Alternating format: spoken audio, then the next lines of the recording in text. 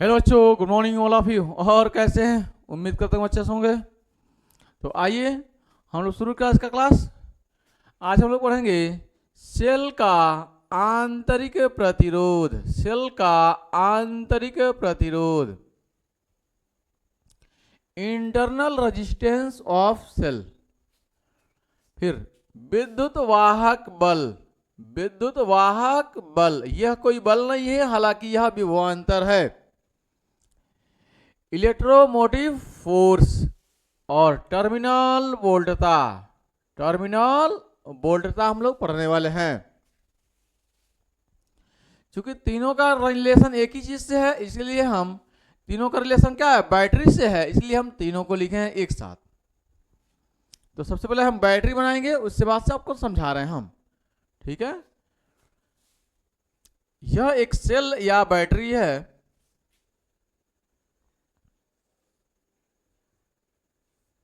ये पॉजिटिव और निगेटिव इसका पॉइंट है, टर्मिनल है।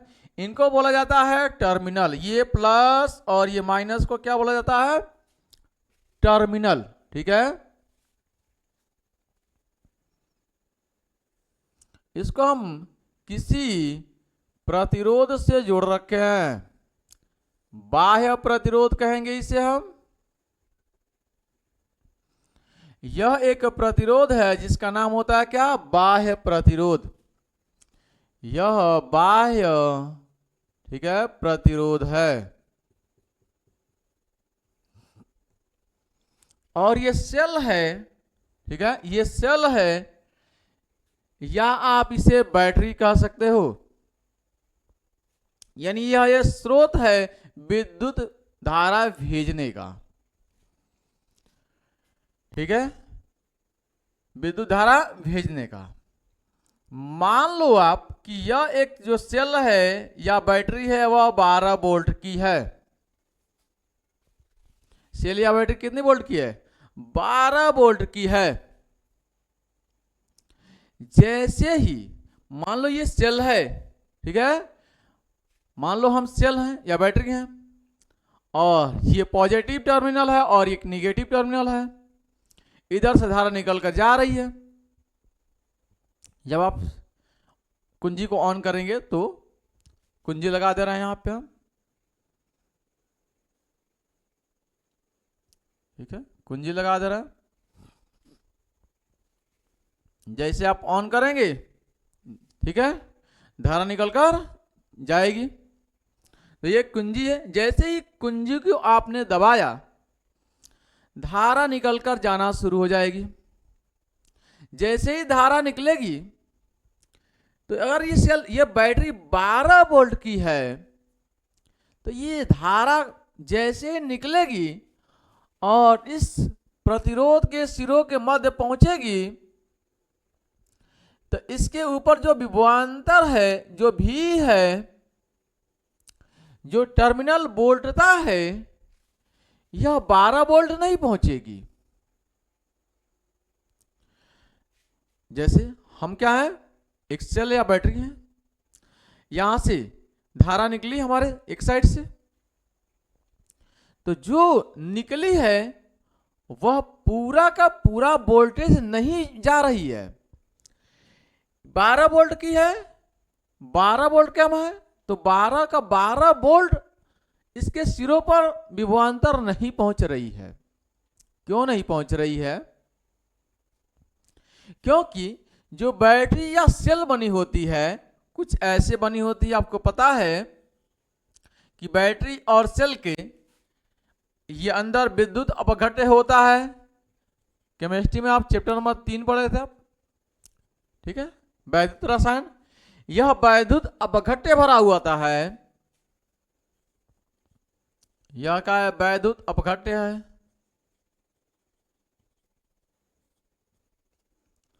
ठीक है, इस वैद्युत अपघट्य में आयन होते हैं। ठीक है, आयनिक होते हैं, मुक्त इलेक्ट्रॉन होते हैं। कुल मिलाकर ये वैद्युत अपघट्य में क्या होता है, या तो अम्ल होता है, या तो आप क्षार होते हैं, या यह लवण होता है। ठीक है, इन तीनों में से कोई एक भरा जाता है इसमें। अब इसके अंदर जो मुक्त इलेक्ट्रॉन या आयन है, क्योंकि धारा मुक्त इलेक्ट्रॉनों या आयनों से ही चलती है, तो जो मुक्त इलेक्ट्रॉन या आयन है ये आपस में टकराते हैं।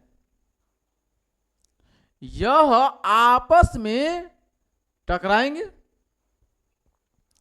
आपस में जब टकराएंगे तो अवरुद्ध उत्पन्न होगा। आपस में जब टकराएंगे तो अवरुद्ध उत्पन्न होगा। अवरोध उत्पन्न होगा। क्या उत्पन्न होगा? अवरोध। ठीक है।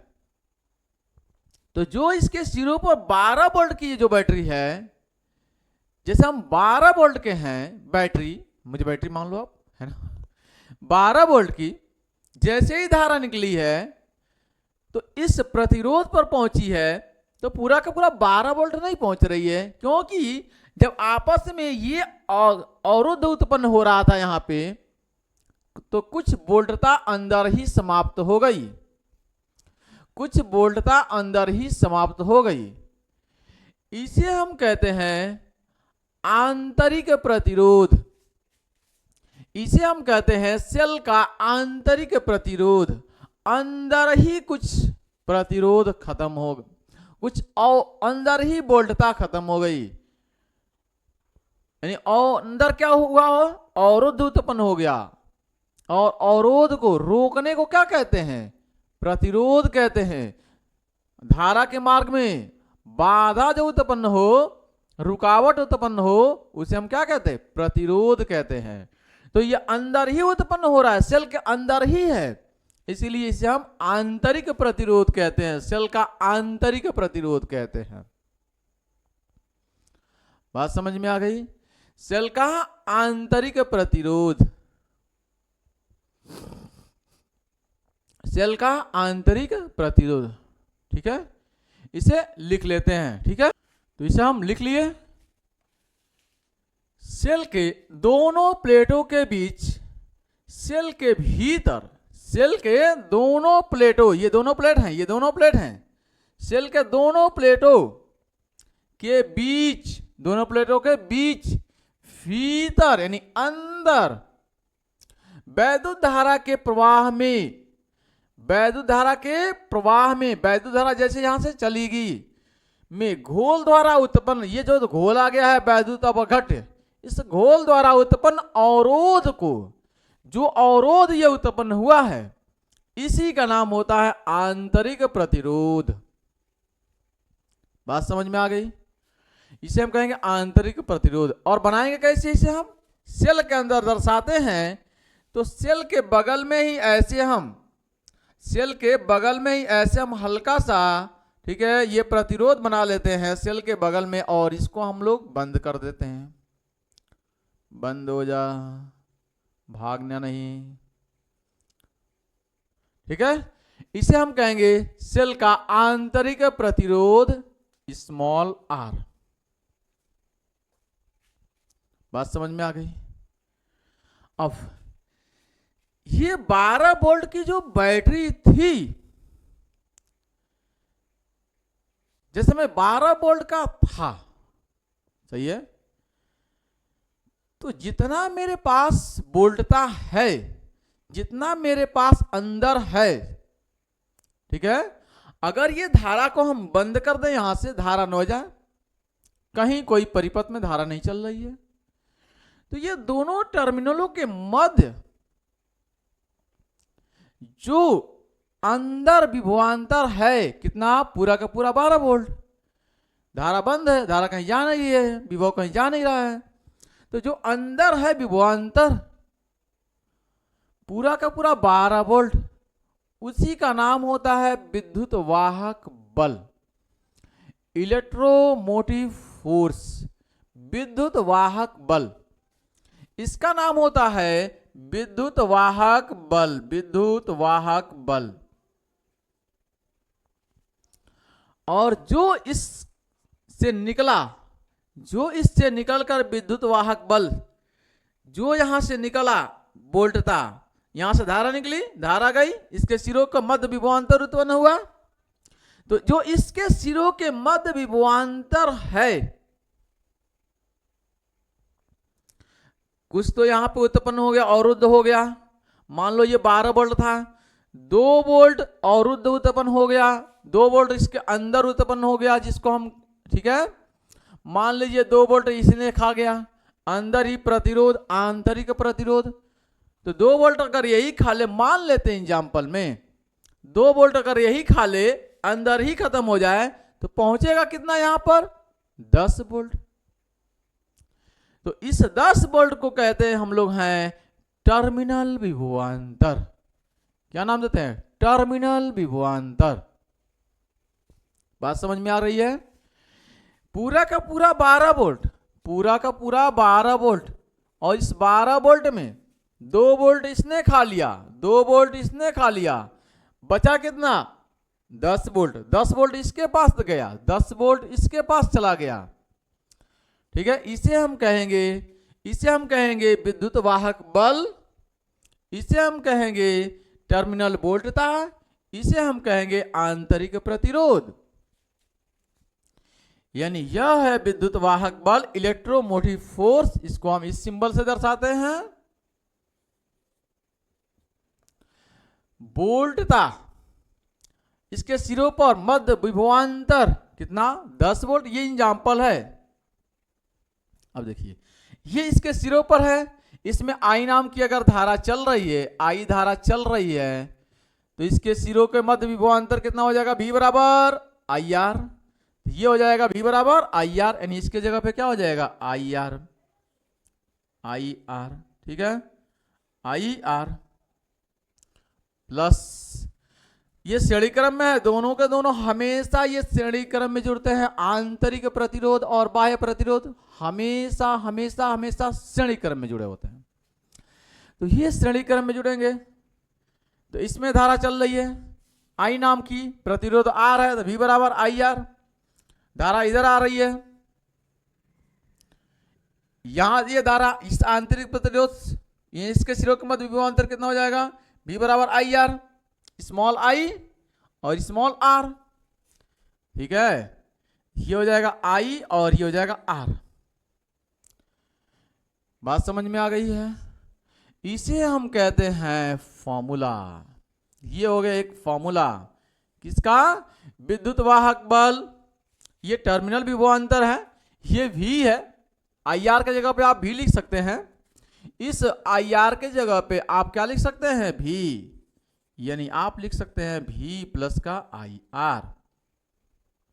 आप इसे लिख सकते हैं, कोई दिक्कत नहीं है। बात समझ में आई। यहां से अगर सिर्फ मैं V का मान पूछूं, सिर्फ मैं V का मान पूछूं, तो आई आर इधर चला जाएगा, तो ये हो जाएगा माइनस का आई आर। बराबर में V मैं इधर लिखूं या बराबर में V मैं इधर लिखूं, कोई दिक्कत नहीं है। अगर मैं सिर्फ यहां से धारा का मान निकालूं, तो दोनों में से, यहां से देखिए, दोनों में क्या कॉमन दिख रहा है, आई। तो यहां से अगर मैं आई कॉमन ले लूं, तो ये बचेगा आर प्लस का स्मॉल आर। आई का मान निकालना है तो दोनों आर से भाग कर देंगे, आर प्लस का स्मॉल आर बराबर में हो जाएगा क्या, आई। आई इधर लिखूं चाहे आई इधर लिखूं, कोई फर्क नहीं पड़ता है। तो ये हो जाएगा विद्युत धारा का मान। यहां से विद्युत धारा आप निकाल सकते हैं, यहां से आप विभवांतर निकाल सकते हैं इसके सिरों पर, यहां से विद्युत वाहक बल आप निकाल सकते हैं, जो आपकी मर्जी चाहे वो आप निकाल सकते हैं, ठीक है। परिभाषा किसका हो गया, सेल का आंतरिक प्रतिरोध का। सेल का विद्युत वाहक बल किसे कहेंगे हम, आपको पता है, ये पूरा का पूरा 12 वोल्ट जो सेल का विद्युत वाहक बल है। यानी सेल या बैटरी से अगर कोई भी धारा प्रवाहित नहीं हो रही है, सेल या बैटरी काम में नहीं ली जा रही है, तो उसके सिरों की जो मध्य विभवांतर है, जब सेल या बैटरी काम में नहीं ले जा रही है, जो सेल या बैटरी मेरे पास है उसे हम काम में नहीं ले रहे हैं, बंद किए हुए हैं, तो कितने वोल्ट की बैटरी है, 12 वोल्ट, तो 12 वोल्ट उसका अंदर ही रहेगा,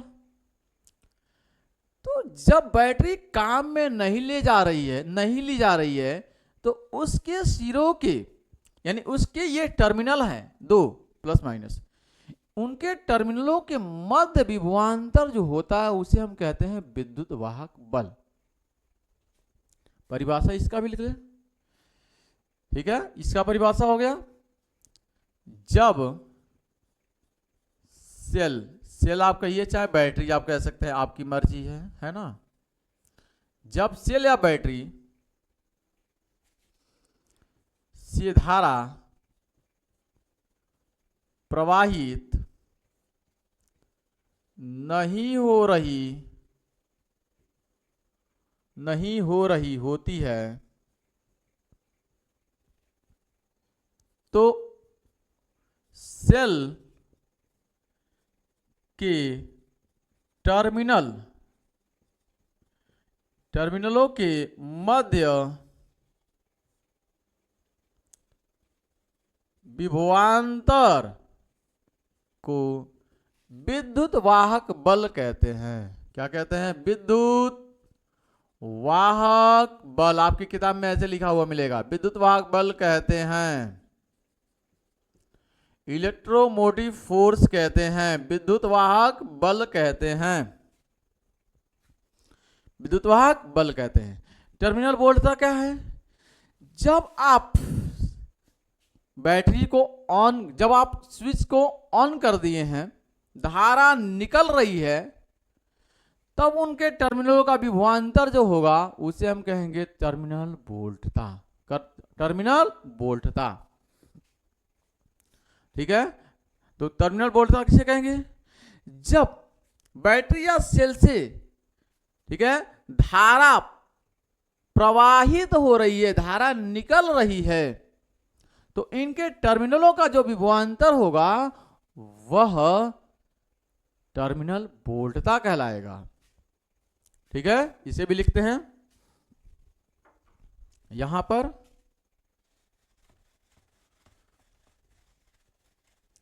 ये एग्जाम्पल के लिए हम 12 वोल्ट लिख रखे हैं, इससे कोई मतलब नहीं है। एग्जाम्पल के लिए लिखे हैं, इससे कोई मतलब नहीं है, ठीक है ना। ये समझने के लिए, ये समझने के लिए है।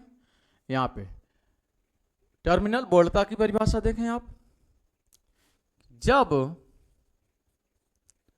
सेल या बैटरी आप कहिए, जब सेल या बैटरी से धारा प्रवाहित हो रही है, यहां पे धारा प्रवाहित नहीं हो रही है, यहां पे धारा प्रवाहित हो रही है, तो सेल की टर्मिनलों के मध्य विभवांतर को टर्मिनल वोल्टता कहते हैं। टर्मिनल वोल्टता कहते हैं,